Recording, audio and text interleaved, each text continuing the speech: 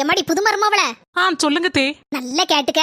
இனி எல்லா வேலையும் நீ தான் செய்யணும். அதுக்கப்புறம் யார் யாருக்கு என்னென்ன பிடிக்குதோன்னு பார்த்து பார்த்து சமையல் செஞ்சு அவங்கள நல்லா பாத்துக்கிட வேண்டியது உன் கடமை.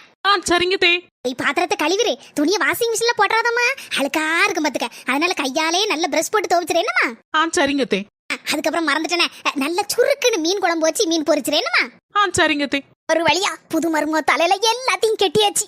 என் முவ என் காலையில இருந்தே போன் பண்ணல, என்ன ஏதுன்னு போன் பண்ணி கேப்போம். மக்களே ஏமா காலையில இருந்து போன் அடிக்கல?